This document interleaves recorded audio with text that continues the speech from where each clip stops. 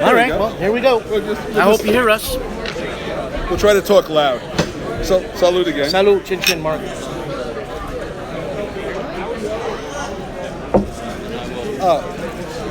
good. Thank you. So what do you want to talk about? Well, we're here at WBC. As you can see, we're in open gaming, so there's all sorts of craziness going on around us. That's good, Scott. It's so good. Yeah, it's really good. Let's not lose the bottle. Put it over here so it doesn't fall off the table. And so what do you want to talk about, Dan? I don't know. I want to see, how's the volume? Is there anything happening with the volume? I don't know. I have no idea. Is there like a... Oh, right there. Okay. It's moving. It's moving. All right.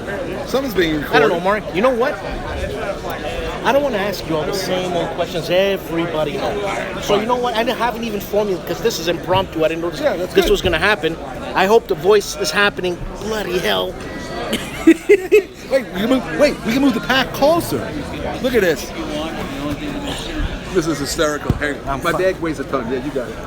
Get it closer so the microphone doesn't have to go so far. You'll be doing a lot of editing. Oh, there we go. Look. Oh, there you go. Oh, there we go. Come on, we're right. All right. It's like a drinking So you know what? cafe. Okay, so let me ask a question, Sure. Mark. What's the best game you never designed, Mark? The best game I never designed. That's right. Roger, how you doing? Welcome to my WBC. So we're filming something for his blog. You want to sit down, man. Just pass the group. Thanks. You know, literally, I have a whole bunch of ideas of games, but I have so many. I'm working on this China warfare game called Sun Tzu. I haven't finished that one yet, but I'm working on it. It's gonna be different. So it's an ancient game. Oh yeah, ancient China. You know the Warring States period. Yeah. Oh yeah, I've been working that for a while, and I think but it's like really I want to do something special, so it's just taking long. But I don't care. I got not in any rush. But I've been getting some ideas that are slowly getting me to break through to something I think will be different. And people are looking and go, I never saw this before. I said, we're happy. And so what era is this? That's around. That's like the 600 AD. No, is it AD? No, it's. They're doing this around the time of Rome, so this is like 600 BC. Oh, okay. Yeah, so there's tons of chariots and and archers. But they have some gun. It might be later. I mean, but it's the Warring States period. I can look it up. You're designing that right now? Well, I'm designing like 30 things right now. It's just seriously? Oh, always. So how do you wrap your mind around from one game to another? Like this mechanic. I don't worry about mechanics. I worry about the history. Seriously? Yeah, totally. I worry about the history. The mechanics take care of themselves. Look, I have no idea what you're talking about. How do the mechanics take care of themselves? I mean, well, is it because you've been designing games for so long that the mechanics take care of themselves? It's innate, or it's I don't know. I try to fit. First, I try to figure out what's going on. I don't start with the mechanics like, here's my hammer, all problems are nails. I say, what does this thing look like? And what's going on? And what are the big things? And then I start saying... Historically, but more the drama of the story. The history's got drama. I mean, it's all about, history's full of monsters and angels. Yeah. It's the best of times, the worst of times. It's all that stuff. And so you want to see what defines this event, period, whatever. And once I understand that, then I start saying, how would I get 2 people or 3 people or 4 people to sort of interact in a way that this would emerge as an experience like this story? And then that's when the mechanics start coming into my head. So, so how do you do something like that with... Like Churchill. When I was doing Churchill, I said, so I designed a game on Churchill, right? And it was a simply World War II game. And when I finished the first round of it, by the way, GMT had P500. It was going to publish. And I turned around and I said, I don't want to play this game. I heard that. Okay, I heard that. It's true. But then I said, okay, what do I like? I said, I really like these conferences. So I said, how do I recreate people playing at conference? And I remember I was in corporate life.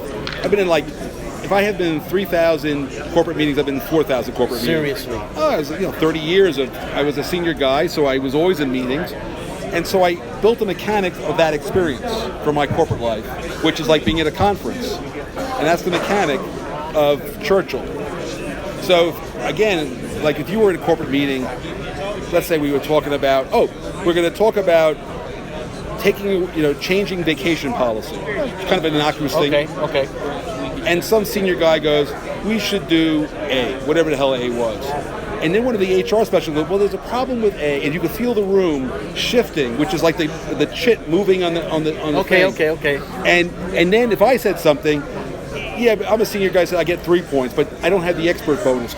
Now, if they're talking about doing a war game, if I open my mouth, I get 5 points plus 10 more points for being the war game expert. So the bonuses all goes my way when it's in my area. So you get this value based on seniority, but the big bonus comes when you actually know something. And that's what the Churchill staff cards were like. Everybody had specialties. If you're going to do special operations, you get Bill Donovan. Bill Donovan was the head of what became the CIA, OSS. So if you're doing a clandestine thing, Bill Donovan's the guy you don't get the labor secretary. The labor secretary's got something to say, but it's Bill Donovan's going to make that happen. Okay.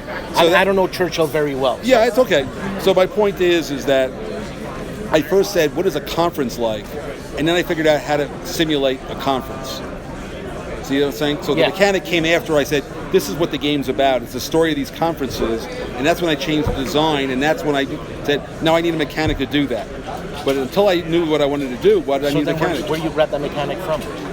Now you need a mechanic to do that. Yeah, seriously. It was mine. It's like, it's new. Who's the guy who invented calculus? What's his name? Newton? Yeah. So it's like Newton, you just create something because... Well, first of all, comparing me to Isaac Newton is really a big stretch, okay? I am not Isaac Newton. I want to be clear. I'm just saying. I don't think that, but I did create a bespoke mechanic to do what I wanted to do. I didn't take it from another game. Well, I mean... it was my own experience that drove the mechanic. Your game, the Pacific game, but it's not coming to me. Empire of the Sun. Yes.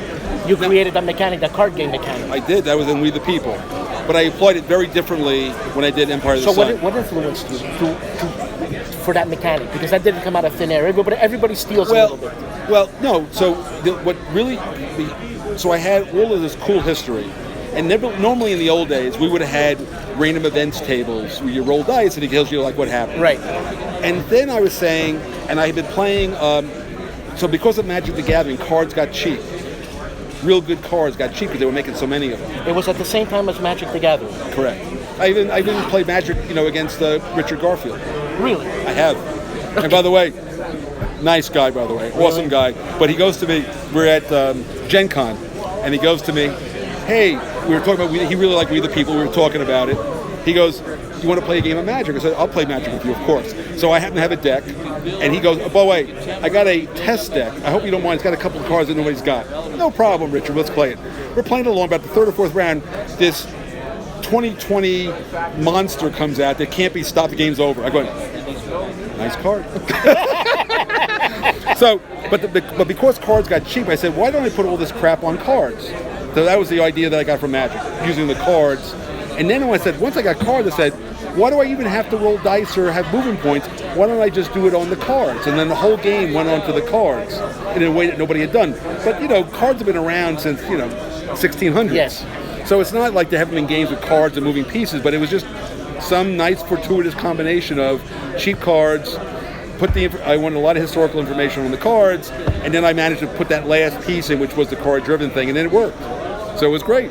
But it was out of, But I got to tell you, after it came out, everybody really liked it. Actually, nobody liked it at the time, by the way. Seriously? Oh, it didn't even win an award. They hated it. It's like the war game guys were spitting blood on me. Because there's a Euro game element to it? There was no Euro games yet. Really? It was in 1990. The Euro game thing is just starting. It's very early days. Okay, I'm lost. It's a long time ago. Yeah, so no, but the war game guys, it's not a hex and counter game. What are you doing? It's not a real war game. And they were like crazy. But a few guys said it brought competition back into war game because the cards and the hidden information really made a good game. Yeah. And that became competitive. And it just, remember, if you sit in this room right now, I would say half the games in this room use some variation of the card-driven mechanic now. And it's like, that's common stuff. If I got a penny for everybody, I'd be really rich. So when did that take off? Because of these competitions? It took off. So what happened was I did We the People, and then my good friend Mark Simonich did Hannibal, and then my other good friend Ted Racer did POD, Paths of Glory, for those who are not. And then, so it really isn't that long ago. For some reason, I think I seem to think it's. I'm old, but I ain't that old. No, I'm just saying. I'm just saying. But I will be 65 this year, so I'm getting there. When did Empires of the Sun come out? Empire of the Sun came out in 2005. that was the last of the card-driven games that I did. Okay. And now I'm doing some more of them, but I like the mechanic. But I don't. Again, I don't worry about the mechanic. I worry about what is the experience I want you to have, and then I figure out how to make you do it. Yeah, but something has to drive it. That's first. I got to know what am I want to drive. I got to first know what, if I'm reading your book, Sam I Am, Green Eggs and Ham, right? I want you to experience like this kind of, guy fighting it, and then all of a sudden he by accident gets stuck. He has to eat the eggs, and he likes them. All right, that's this crazy story, right? Okay. But if I'm going to put you through that, I'll figure out mechanics so you experience that, not some, who knows what I would be. So you gotta have a story arc, and you want people to have an experience, and you want it to be intense. There's a million things that go on to it, but the mechanic is, for me, one of the last things I do. Everybody else goes, I gotta work a replacement game. Okay, why? Because I can't. Okay, that's cool. I mean, but that's not how I would ever do it. I just don't do things that way. But I will tell you this. I will tell you one thing about me that I'm not saying it's different or unique or anything like that, but the way I operate is, one, I have to want to play the game. If I don't want to play the game, it ain't getting published. I understand. Yeah. Okay. Two, I have to feel like it's telling a story. Now, people will tell you, game design theory guys will tell you, if you want to have a really big hit, you would do a game that has a lot of common elements that people understand and with a little twist. Yeah. I'll never do that. I'm trying to do an authentic game of what I want to do, and I really don't give a And what you like to do. that I want to play. Absolutely. And there's a lot of kind of games I just don't like to play. Not because they're bad games, but look, this Kickstarter, I won't give any names, I never do that. But I will say, like, I've played a lot of these very expensive Kickstarter games, quite frankly, underwhelmed. There's a few, I'll give a good, Rising Sun, great game. Rising Sun. Yeah, it's one of these, but it's got great miniatures, but it's a good game underneath all the cool looking stuff. It's a great game. But all the other Kickstarter games I've played, it's like, okay, thank you. I enjoyed the one time I'm ever going to play it. My friends all own these games. I don't have to buy them. I just play them once. I go, okay, never. But thank you. Are you an artist? I can't even draw a stick figure. No, are you an artist? You're a game designer. Are you an artist? I like to think I'm a starving artist. I do games. I even do games for free. When I do games. What I mean is that you create. You're creating. I believe I do. Well, you're an artist. Okay, thank you. No, but for real. Oh yeah. Okay, I'm an artist. But if I had to live on my earnings, I'd be a starving artist. I don't think so. No, I was successful in a lot of ways in my life. See, here, this is where success is. Hopefully this will show up on your screen. That is success. That's my Italian granddaughter, right? And here, anyway, there's another one. I have two granddaughters. I hope the audio's coming out, man. I hope the audio's coming out. That's my daughter, and that's my new granddaughter, who's actually my son's daughter. So that's where I've been successful. Everything else is interesting. Spoken like a true Italian. How's the scotch, by the way? It's fantastic, and we're not drunk yet though. So we're not even close to being done. Dan. This is something, man. We got a whole bottle to drink. No, Nadura, it's really nice. Yeah. So I got to tell you something. What I've been interested. I was talking to a guy I really like is Edward. Heavy Cardboard. Euler. Edward Euler. Great guy. Yeah. I'm actually looking forward to playing games with him this summer in Cape Cod or in Massachusetts. And I told Edward, and I say the same thing. You guys are like the new generation. I call you game journalists. Like, you're bloggers. I think it's a stupid name anyway. But I think that game journalist is a more fitting title. You're exploring the space and telling stories about what's going on in this. I think that's cooler. Well, I mean, that's my reason. Yeah, I think that's much cooler. So, and that's why I say, Mark, why do I have to ask you the same questions that everybody knows? That's why I want to ask you. I don't even know why anybody listens to this stuff when I do it. Because it's interesting. Right? I hope so. I mean, I'm just doing it for the free booze. Oh man. By the way, this is a sorry booze because I busted his chops so much, like everybody else's chops. It's warm in here. Yeah, and it smells like human. I don't think. Well, I've been blessed by one thing. I have a lousy sense of smell, so so conventions don't get to me. But I got to tell you this: the boys have gotten older; they bathe more, so it's really okay. And this is not your first WBC? No, I have not been to all of them, but I've been to almost all of them. A lot of people in the industry come to this game and I speak to them and they tell me this is their favorite. You know what I've been doing since I got here? What have I been doing since I got here? Playing games. There you go. Why did I get in this hobby? So I got here on Sunday, and that night we played the first play test of the expansion for Fire in the Lake called Fall of Saigon. We played that on Sunday night. Okay. It's a new game nobody even heard of. I've never heard of it. Well, no, you couldn't because I just did it. Volko and I have been working the last 3 weeks. Funny story. So here's a funny story. So last year I was here, but a week later I got some very bad news. But luckily I survived. So now that I'm still fine, I come around to this WBC, and but I was finishing a lot of games thinking that these might be my last games. I'm not going to get, but it could have been like that. So I finished. I had 4 games to finish. I finished 3 of them, but one was I couldn't. The operation was happening, so I couldn't finish the last one. So then everything went great. So nothing to worry about. Everything's cool. So now I don't die, and now I'm here. Okay. Now July 1st, just 3 weeks ago, I'm in visiting my daughter in LA, and I finished reading this book on Vietnam. I said, I think I was working on a Vietnam game last September. I wonder where that is. So I opened my files. I basically finished it. I didn't realize. I forgot that. And you forgot you did the game. Volko was making so much fun of me. He goes, "You owe me $5,000." No, I don't. He goes, "I thought you would forget." So I call him Voltron. I said, "My memory's not so good. Your name is Voltron, right?" I call him Voltron now. I want everybody to call Volko Runke Voltron from now on. He's now Voltron. So anyway, I'm talking to Voltron, and I said to him on July 1st, I told Gene Billings, I said, I can finish this game 3 days. And Volko goes, I'm free. I said, good. We're going to get this game to WBC. So you have it here now? I played it already twice here. We're going to see it later. Yeah, it's in the car because I played. I actually I was in the For the People tournament. But anyway, I can only carry one game at a time in the bag. But they were in my car right outside the door. But anyway, so we played. So the last 3 weeks, I finished the game in 3 days. I mean, the rules. I'd already done all the cards and all the other crap. I sent it to Volko. He's working on the cards. I'm working on the rules, and we get and literally at 7:30 on Sunday when I was getting ready to leave, I left my house at 9 o'clock. At 7:30, I was still cutting out cards. What? Do you guys live close to each other? Or? No, it's called the internet. Oh, sorry. I'm old, but we have modern stuff. No, I used to live near Volko, but when I lived in Washington. Where does he live? He lives in Northern Virginia. Okay. He used to live about 30 minutes from my house, and when I lived in Maryland, so it wasn't bad. But now it was obviously too far. But we did all this by, we know each other very well. So anyway, we finished the game on July 21st, which was only 2 days ago. The game was the first prototype. Got here Sunday. We played it for the first time. Got to tweak a few numbers, but it's really looking good. And it's a done deal. Yeah, it's good. Well, I mean the P500, but I mean it's a done deal in terms of game design. It's done. It's been play tested, no problem. Well, it needs more play testing, but it's done. It's going to happen. It's a done deal. Absolutely a done deal. So then it's played twice already here. There's 2 players working great. The 4-player needs a few number tweaks, but that's nothing. It's done. And then, but I'll put in another 6. I don't push these things out the door. It'll be 6 months of play testing just to get it really. Right now it's at the 95% level. That last 5% takes a lot of work. So it's not on the P500 right now? August it'll go on. So nobody knows about this except right now here? Correct. There you go.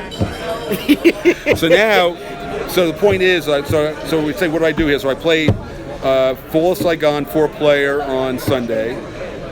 Monday I played my good friend David Doctor's Triumph of Chaos for about all day. Today I played. So I'm in the For the People. Remember, I used to be the GM. I would never be playing the tournament that I'm the GM of. And how did you fare at your own game in the tournament? Well, first off, this was just warm up. I was playing one of the better players, but I did lose. But it was a dogfight. But I feel like what it is like. You ever see the movie Unforgiven? Yeah, I love it. Okay, love it. I'm Clint Eastwood in the first act. I'm playing this guy. You can't see him. The guy who's won the last 20 years is sitting right behind you, named James Pye. I'm playing him tomorrow. It was his brother I lost to very barely just a few hours ago. After I hit the 2 pies, it'll be like dun, dun, dun, dun. It's like Rocky. I'll be ready to go Thursday morning. Watch out, baby. I'll be ready to go. So, because I hadn't played in 2 years. Cheers. So. And I got a whole bunch of games coming out. I didn't bring Rebel Fury just because. Oh, thank you. I didn't bring Rebel Fury because I can only carry so much sometimes on a train. So I brought Fall of Saigon. because there's a lot of coin players here, so I know I can get good play testing in. You know what? I never played a coin game because I'm intimidated by it. Oh, well, you'll have to play. And I told Vocal that. What did he say? Someone told me try Cuba Libre. Yeah. But for some reason I like. We'll drag you directly into Vietnam. I really enjoy the Fire in the Lake theme. Yeah. No, we'll play. So we'll play tomorrow. Oh, actually, no, Thursday. Because the Players Aid guys, Alexander and Grant? Yeah, I have to arm wrestle him. I know, I'm going to be amused by that. In fact, I'm going to officiate. I'm a good arm wrestler. I will officiate the arm wrestling. So anyway, we need a fourth. So you're going to play Fire in the Lake. Thursday, you're mine. You're going to play Fire in the Lake, Fall of Saigon with Alexander Great and me. So you're setting this up? Yeah, I'm setting it right now. We're setting it right now. Great. They know that they're playing that with me Thursday. We needed a fourth, so you're the fourth. Okay, awesome. So you will now know how to play coin. So it's you, Alexander, Grant, and me. That's four. What? Alexander. Yes. So let me tell you what my day was like yesterday. Go ahead. Go ahead. So my good friend John Butterfield is somewhere He's right over there. And Space Corp is a great game, and he's got a cool expansion. So we played that yesterday. So look at that, John. I'm working it, John. So John and I and two other guys played his new expansion for. I want to bring this closer. Okay, sure. Let's bring it up. I hope nothing is lost. Well, it's a bit. We'll just lean it back a little bit. All right. See, now I look really old. I need makeup, I look old. Anyway, so we're playing Space Corp, right? Yeah. Next to me on the table, they're playing the two-player Fall of Saigon. I had a bunch of good coin players playing in that. Okay. Behind me, they're playing my Gettysburg game. And then you see my shirt that says the Marshall Chess Club. I run the building for the Marshall Chess Club in New York. The guy's calling me going, there's a flood coming through the kitchen door in the back. So I'm dealing with a flood in New York with two play tests and I'm playing a game. It was a standard day of my life. So today, the good news is they managed to keep the water from flooding the whole place. The rain stopped. I had the guys in to clear the drain. Now everything's okay, and we're up to go. But I mean, trying to get people, I'm in the pit, here in the middle of nowhere. Guys going, guys are screaming in New York. I'm trying to reach the building manager, who's, it's late at night. It was great. Standard day of my life. No, that's a bit hectic. It was interesting. It's a bit hectic. Yeah, it was a bit hectic, but that's kind of how I feel like the guy. You ever watched the Ed Sullivan Show a million years ago? And they were the guys spinning the plates. I was spinning, and he'd get 30 plates, and one starts to fall. He goes like this, and he goes like that was me last night. Oh my God! Hey, we have a rules question for Gettysburg. What's the problem? We have a rules question for Fall of Saigon. Oh, it's your turn. Okay, here's my turn. Oh, there's a flood. that was last night. So, are you good? Are you good with? Because I'm not good with logic. Number one. I'm pretty good, I guess. Yeah. Managing stuff, man. You're very good with that. Very good. Really? When I was a senior partner at my firm, I had 6,000 people working for me. See, I'm just not made that way. I know, something you don't know you're made anyway until you get there. No, I can't do that, man. Well, that's fine. Well, that's my thing. So managing things, I like to think more like I lead more than I manage. You can always hire accountants. Yes, yeah. So I actually am more about motivating people to do things. Now, there are problems I have to solve, and I do solve them. So what did you do corporate life? What was your thing? I ran a close to $1 billion business in defense down in Washington. In defense? Yeah. And I wanted to talk I want to be clear. U.S. defense. Okay. It wasn't Canadian. It wasn't Russian. It was U.S. I'm getting shots, a lot of shots because I'm Canadian here, not just from him. By the way, I once gave a talk at the Canadian Military Academy on gaming. And I opened it up by saying, I just want to be clear, you're the only country to beat us twice. They roared. They loved me after that. But it's true. It's true. I know. But truth is beautiful. You had to know. You had to have read a book. So they were roaring. When I told those Canadian military guys, you guys beat us twice, they were like, I was like, they were buying me drinks for 2 weeks. It was great. And who did we get help by to beat you? We got help by the Brits and what? The Native Americans that were there? Or the Native Canadians, I should say? Well, you got to understand, the American Revolution, we had a view that the Canadians just wanted to be free, be like us. That they wanted to embrace. So why don't you just ask us? So the problem is, they didn't ask correctly. I don't think so. No. I agree. I wasn't my idea. It was Washington's idea, not mine. Continental Congress. I understand. They screwed that up. I understand. And then, of course, in 1812 we did it because we wanted to just conquer the place. Yeah, but that didn't work so good either. So 0 for 2, and we stopped. And then we had NAFTA. But if you would have asked nicely, you never know. We probably would have been like the 53rd or 52nd state, whatever you want. Because I don't know. Well, it could have been. And I don't know that it wouldn't have been a better world, but it didn't work out that way. It would have been a bigger. But however, I had a good friend. So, what's the very famous Canadian school? Starts with an M. McGill. So McGill, I had a friend there, and McGill had a Canadian contest, and the thing was, you know the whole phrase as American as apple pie. Yes. So the contest was supposed to be as Canadian as fill in the blank, and you know what the winning was? As Canadian as possible under the circumstances. One. It was hysterical. And I'll tell you something. American as apple pie? No, it's the Frenchmen in France. Apple pie is their thing. I don't understand how the Americans got this. As American as apple pie. It's a Frenchman thing. I don't get it. I don't understand. I don't know, but that's how it works. So, so you live in Montreal? I live in Montreal, yeah. It's a beautiful city. I wanted to ask you something. I've been here a couple of times, but not at the right time. In Montreal? Of course. Did you go to Schwartz? You know, I gotta be honest with you. I was there because of business each time. So I was flying into Montreal, going to. There was this air. You know, I used to do a lot of work in the airline industry. You know, as a consultant, and I was a consultant. That's what I did for a living. So I did defense. I did other things, but I've worked in every industry you can name. Okay. So I would go there, and there would be these conferences. I would go there in Montreal, great city, and so mostly it was like going to one of your. There's a big conference center in the middle of the city. Yeah. I go there. Somebody take me at the nice dinner, jump on the plane, go back to Washington. Yeah, no, you didn't see anything. No, I didn't see anything. But I saw there was a river and it was bridges.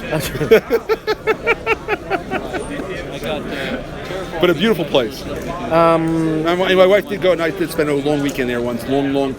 I've been married 40 years, so long. 4 kids. We were there. You worked for the NSA, didn't you? Oh wait, I worked. I didn't work. I was never an NSA employee, but I did work for the NSA. Yes. Okay, but you were a Pentagon employee, weren't you? I worked as I was a consultant to the Pentagon. Now, when I know Volko was a CIA guy, and NSA. He was. Now, is it bad to ask questions about that? He won't tell you anything. Well, no, but I mean. Hey, well, if he tells you something, he's lying to you, so it's okay. We all have cover stories. It's all good. Hey, I used to serve the coffee to the chairman. That's how we make up shit. But is it just me that has a big mouth asking you? I'm just asking out of curiosity. No, we have As a matter of fact, we have a simple rule. There are no inappropriate questions, only inappropriate answers. So you can ask any damn question you want. If I'm not going to answer, I'm not going to answer. You know, it's funny, because I was asking Volko, because I knew of his CIA stuff, I was making fun. Hey, Volko, CIA, you're a spook, this and that, You know who told me to shut up? Who? Harold Buchanan. Yes. I can see Harold. Well, he was just protecting Volko. And he was saying, keep it down. Yeah, well, because some people get stupid about somebody might want to hurt him. That's why. Not that anything else. He wasn't worried about giving away secrets. But some people are like a very anti. No, but I don't want to know any of his secrets. He won't tell you. Don't worry about it. He won't tell you. So it's all good. I know. I used to live in that world. You won't get anything out of me either. And he told me something that he's out of this. He's retired. He is? No, seriously. You mean once you're in the CIA? Yeah, you retire. You're not in the CIA anymore. So the guys in the CIA that are the guys you're thinking about, he wasn't one of those guys. There are a lot of other people doing analysis and training and. Well, he's doing analysis and training. He did. That's right. But not anymore. He's retired. But how do you retire from an organization where you know so much information? They tell you. It's like the mob, man. You don't retire from the mob. Nah, it's like this. Myself. We're very responsive. There are things that I will take to my grave. Tell nobody. That's the end of it. They tell you're supposedly, I am not cleared anymore. I know all sorts of crazy stuff, but so what? I never tell. And by the way, the longer you're out, the more irrelevant it becomes because the world changes fast. So I've been out over 5 years now. The world's moved. So am I dramatizing this? Like your phone is not. They can tap it all they want. They can read my email all they want. They don't care. It doesn't matter. You know what they're going to find out? Hey, Herman's doing a new game. Tell the president. But it's that serious that you have to shut up. Yeah. You want to get anybody hurt? No. Would you want to get anybody hurt? No, no. I would never want to get anybody No. hurt. So going back to the Pentagon thing, how Yeah. did they contact you and why did they contact you? Oh, because I did this game when I was SPI long ago. I did a game called The Next War. Yes. And it was a damn good game. And they needed somebody inside to do that for them inside. How did they find out about that game? So there was a guy who was a friend of Jim Dunnigan's. His name was Phil Carver. And he came up to SPI and they used to talk. You know, they were a friend of Dunnigan's. A lot of guys used to court Dunnigan because to get his IDs. Dunnigan's a genius, by the way. And they would come to see Dunnigan. And this guy Phil Carver comes up and Jim says, give him a copy of Next War. So by making a copy of Next War, by the way, is a couple of days of work. You know, it's counters. Remember, this is the old days, right? There's no computers. Okay. We had typewriters, and then we had typewriters. So giving a review copy is... It was like I had to make a copy. Yeah. You know, there's 2,000 counters. Come on. Swear, as God's my witness. I made him 2,000. But didn't they have that stenograph or something? No. Just like this. Come on, man. It's like a monk sitting there copying an illuminated manuscript. Come on. I swear to God. I mean, it's 2 days. So, and he goes out of there with these shopping bags. You know, the game's like in shopping bags. He's like, I just did what my boss told me to do. So he leaves, and I get a call. I say, hey. And also, that's a very important part of the story. I met this girl. She's a really nice girl. She's been my girl for over 42. I mean, married 40, but she was my girl for like 43 years. I got you. And so I'm going, I need to make more money. And so they paid better. So they called me up and said, hey, what do you think? I said, what do you pay?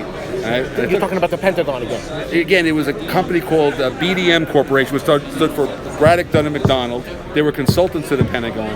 I've never been a government employee, but government hires expertise, and I was in war game expertise, so BDM hired me, and then they gave me, and I was sold to the Pentagon. I lived in the Pentagon for 30 years. But being the Pentagon, don't they have their own men designing games, for God's sakes? Man? No. I mean, think come about on. it. No, let's remember what is the Pentagon? It's the U.S. military. Yeah. There's the guys who drive tanks. Yeah, but there's got to be some intelligence. There are very intelligent people. It's not the issue. But the expert to get it in the Pentagon, you fly a jet, you drive a tank, you shoot guns. You know, there's analysts, but wargaming is a very specific. It's not a career.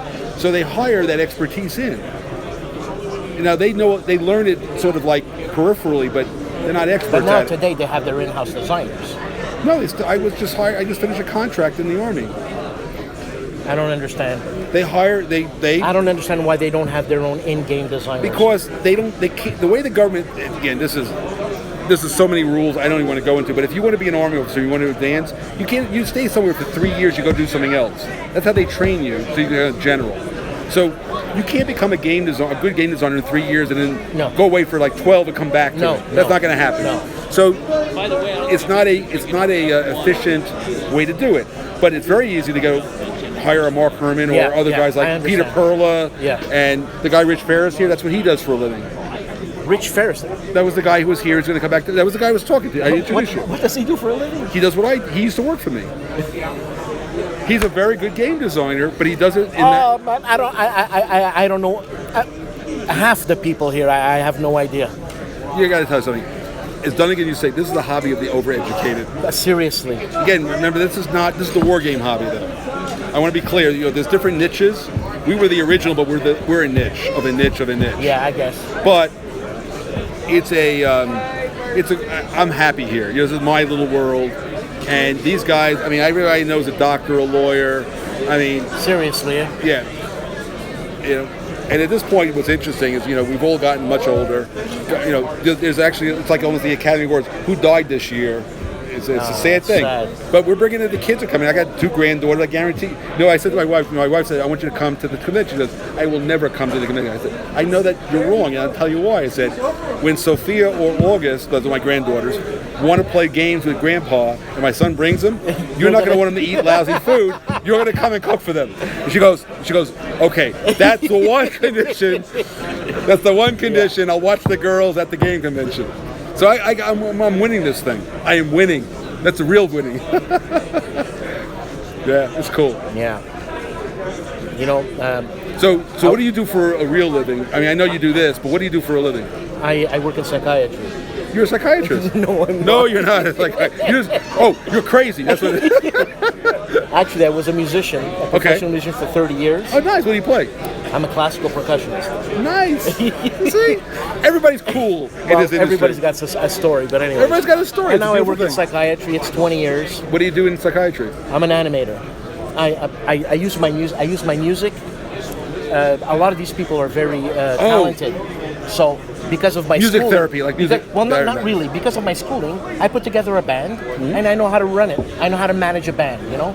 Yeah, it's cool. And I cook. Well, you're Italian. Why am I not? So there's two things I like. I like listening to music, and I like eating. So you and I are going to get along great. You'll play music and you cook for me, and we're going to be. We can live together. It'd be wonderful. I spoke to Harold. I tweeted him. I love Harold. He's the best. And he told me to be careful with you because you're going to beat the shit out of me. Why would I beat the shit out of you? Because you're strong. Well, I'm old now. The guy you have to be worried about is my son. He is a moose. He's like 29. He can rip the table, and he climbs mountains. He can rip the tables in half. What does he do? He is a programmer for Amex. He does, builds websites, heavy-duty websites, and he's now a father of a little girl. So he's made it as far as I'm concerned. And you live in New York, eh? Manhattan, and I also live in LA now because all my stupid kids went to West. Now, you're not a country man at all. I love my country. No, you're not. You're a city man, right? I gotta be honest with you. I was an Explorer Scout. I know how to camp. I mean, and by the way, just so you know, my father was a frogman in the U.S. Navy. Seriously. And so I could swim before I could walk. And so I am a really good swimmer. I swam competitively in college. I used to be a lifeguard on the beach.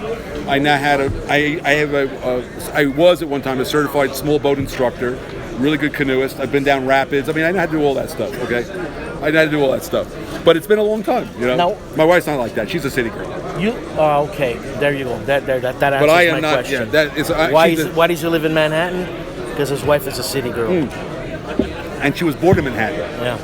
I was born in Brooklyn. We were born in the city. By the way, I got to tell you something funny. People think Manhattan's a city. Do you know how many miles do you walk a week? Do you think physically walk a week? Yeah. Well, not as much as you. Seeing the way you got up those stairs and the way I did it. Yeah, I walk 40 miles a week just going to get seriously.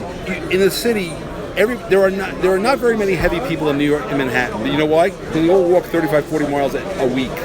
Because the groceries, you don't drive to the grocery. I have a car. I have a car. I have a car to leave the city to come back to the city. Understand. I walk and take subways everywhere. So I get this little thing that tells me how far I walk. I'm walking 35, 40 miles a week. So 10,000 steps, you kill that. Oh, that's a daily thing. Oh yeah, that's easy. Well. Yeah, but that's just going to the grocery store, that's half a mile. I bring the groceries back. I carry groceries half a mile. Nobody in America does that other than Manhattan. And if you don't mind me asking, how young are you, Mark? 65 in November. I don't think I look too bad for 65 physically. No, not at all. I mean, I look like shit, but I'm in good health though. Good shape. So let's just let this thing run, whatever. Yeah. So what is your favorite game? I never asked you. You know what? I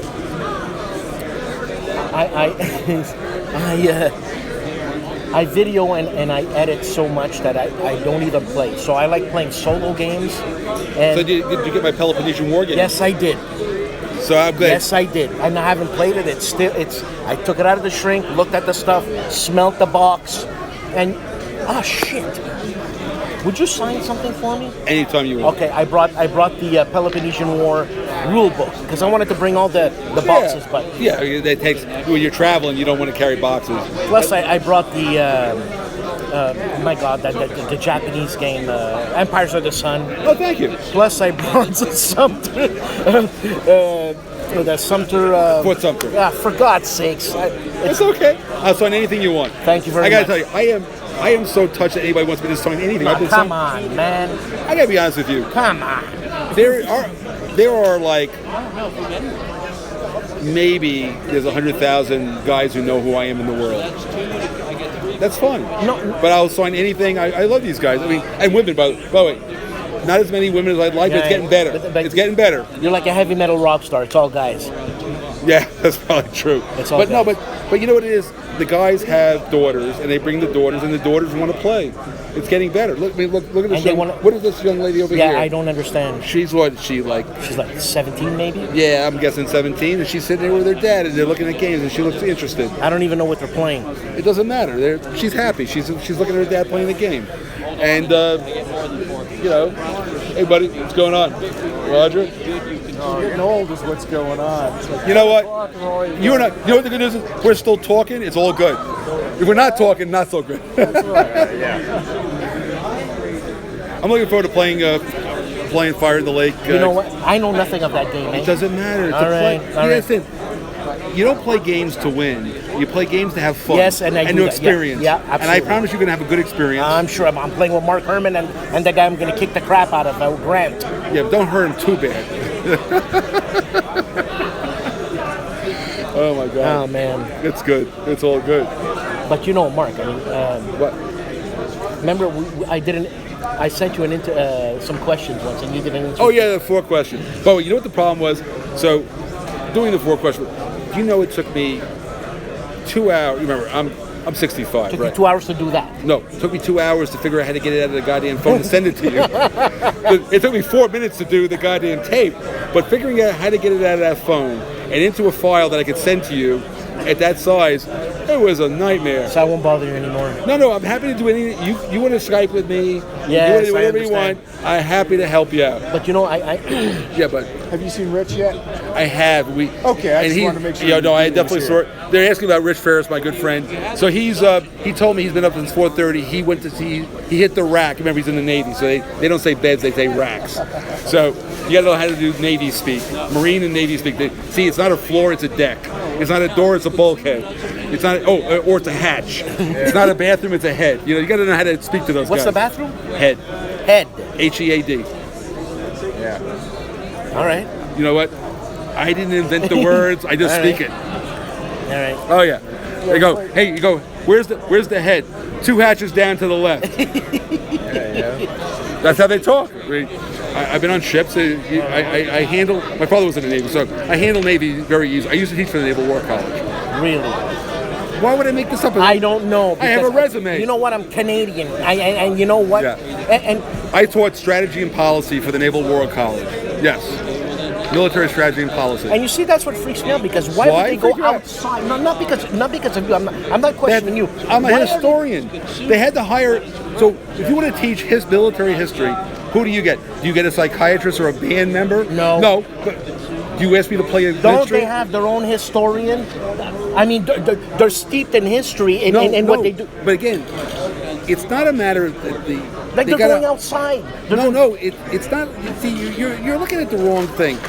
We're all Americans, or all Canadians in your case. Remember, you know Andrew Vigduzzi? No. Great Canadian. He's a Canadian major.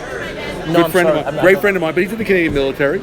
But now he's not. But my only point is that the military, you don't. In an era like we live in, why not get the best people to do what they do? So, I don't drive tanks. Why would you take a tank guy and make him a war game designer? That's stupid. They can't afford. It's easier to hire me to go do what I already know how to do instead of teaching a guy to gain that experience. Right. They hire all the professors at Naval War College are professors. They teach history, or they teach management or whatever the heck the course is. So it's how it makes all the sense in the world. Well, okay, I sell organic meats. Nice. Saturday mornings at a market, okay? Boy, my wife would love. You got to talk to my wife. She would. I got to tell you, you and my wife would get. You would come over. If you're in Manhattan, you got to come over. My wife will cook for you. You'll like the food, I guarantee it. And then you can talk about organic meat, and you will talk to her for 2 hours. She'll be enthralled. I talked to her about 4 something. She go. She's gonna like. In fact, she's gonna go. I like you better than I like him. So the reason why I'm asking you these questions that you think are ridiculous. I don't think they're ridiculous. Hold I'm on. amused. Amused. Is that at the market where I work, I meet a lot of different people. So anyways, this guy comes in, and he's an English-looking guy, nerdy. He buys organic eggs from us. God bless him. And I just recently had the guitar player of a band called Genesis intro my show. Wow, right? I know who that is. What's his name? Steve Hackett. Yeah, I know the name. Basically, I just asked him and he said, yeah, that was that simple. So I wanted to explain this to this guy. I said, I have a YouTube channel. Do you know Genesis? Yeah. Do you know Steve Hackett? No. I said, okay, forget it. He goes, why? I said, because I have a YouTube channel. So I wanted to leave it at that. And he continues and he says, well, what kind of YouTube channel? And I'm thinking to myself, I got to explain to this nerd about war games. It's about war games. He goes, oh, really? What kind of war games? This guy's pushing it now, you know? And it's like, well, it's war games. It's conflict simulation. You know, one guy against another guy, reliving history, this and that. He pulls out his card. He's the director of strategic and defense something at CAE, a Canadian Aeronautics something. They make flight simulators, Okay. and they make war games. And the reason why I'm asking you why why the Pentagon doesn't have their own in-game designers, it's because these guys have their own in-game designers. Yeah, but again, that's what they do. That's what they do for a living. They sell games to Arab states or whatever. Yeah, but I never did it for. I never. No, but I'm just saying. It's but a business. My only point is why. So the Pentagon has bands. You know, there's the Air Force band, the Marine band. Yeah. They bring them in. No, they don't bring them in. It's in-house. No, it is in-house. But my only point is they don't get game. You know, they bring it in because it's part of the military. You know, bands are military going back to the beginning of time. Yes. But wargaming, But it's strategy. Wargaming is a technique. Strategy is strategy. Okay, very good. Okay. See, there are things that they call inherently governmental functions. I didn't do Pentagon strategy. I ran war games for Pentagon strategists. Okay. Okay. Thank you. So I never made policy. I help policy makers. Okay. Yeah. So they do I was never a decision maker, but I have sat there with very senior people said, "Why are you doing this?" They go, "Well, because of this." I go, "You know, this is not a good idea." You're telling them it's not a good idea. And I tell them why. Right. And they disagree. Then we do it. Turns out to be a bad idea, and we're living with it still. I won't go into the details, but that's the point. Really? Yeah, but it happens.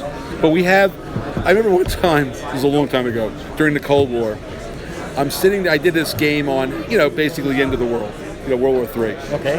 And I had the then assistant director of FEMA, which is in the government is the... FEMA, Federal Emergency Management Agency.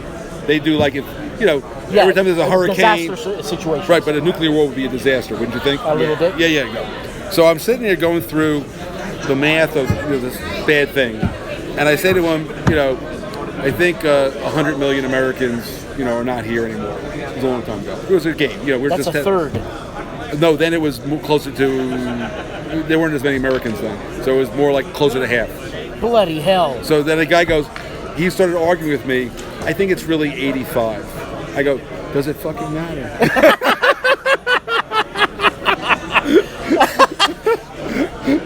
No, it doesn't. I apologize for cursing, but that's what I said. No, it doesn't. It doesn't matter. So there's a point where we both agree it's going to be horrendous. How horrendous is really just kind of an argument. That's right. But horrendous is already... And by the way, because of that... So at the time, the Reagan administration had a thing called enduring deterrence. That meant you could win a nuclear war. After I was done with him, they got rid of that. I feel like So I helped save the world once. That was... I paid my salary forever based on that alone. Bill Pettis. Jesus. So what's the after action report? So, I am Danny. There's Dan. Hi, Dan. So, You I want to have apologize. with us? I would love to have a little bit. So, Bill, by the way, Bill actually works for the government. Really? He does.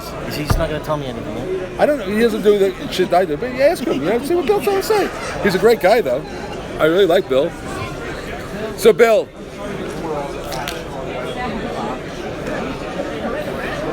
What part of the government do you work for now? Where? Yeah, the Army. I work for the Army, too. So he works for the U.S. Army, not the Canadian Army. So if I ask you questions, are you going to have to kill me after? No, I don't know anything. I work on You don't know anything. That's amazing. It's all low tech. So you work for the Canadians? No, I'm from Montreal. He's just Canadian. He is just Canadian. He's like a Canadian civilian. All right. Yeah, I'm a civilian. Danny. All right. So anyway. I had a dogfight for the people game. You know what I feel like? You ever see the movie Unforgiven? Yeah. So I'm right now Clint Eastwood in the beginning of the movie. I played my first FTP game in like 5 years against somebody. It was a dogfight. I came within one movement point of probably turning it around and winning the game, but I lost. I got doubled. Yeah, I took Richmond. I took Richmond twice. But I needed one more movement point to actually burn. Those states in the No, West, right? he finally got. So I equalized losing Washington, but you know what it is? I was one movement point short of burning the space. That would have given me the game. It was that one move. So that's a good game. You know, when you get, we were duking it out, but I played. He didn't know how I play. I play like he plays. I was in his face the whole game. Right. Yeah, you got to play it. But it was a good game. Bill, the real question here. The real question is, what do you smell in this scotch? I can't smell anything. Ah, bloody hell! What a waste! Sorry. Salute. But my nose Billy. is like I got polyps. Yeah. And when I take what's called, there's like Zyrtec or something like that? Taking some kind of allergy medicine or I'm something? taking all kinds of crap. But last year I got some poison ivy. Oh, And they gave me the little pills that they're like a steroid. oh, steroid. Oh, you mean like? Yeah, I know what you mean. It was like a Z pack. They give you a Z pack. That's it. Yeah. And holy shit! All of a sudden, my sinuses went like this. I can smell everything. I'm smelling my wine. Okay, and? Scotch, beer, food. But he's not on it right now. But then they The way the won't- Z they pack won't works is leave you take on 6 the it. first day. You take 6 the first day, then 5 and 4. That's it. Because otherwise you become addicted or something. It's a very. It's like it comes like in a blister pack. Okay. And so it says day 1 you take these 6. Day 2 you take 5. So it's better than Claritin. Oh no, it's different. It's a steroid. It's a anti-inflammatory. But you can't take it that. It's a I've very. taken it twice more since then. Yeah, but you can't do that often. It's not good But, for you. You know, right. So, you know, Yeah. yeah, like if I'm gonna go to Europe on a wine tasting tour, It's over.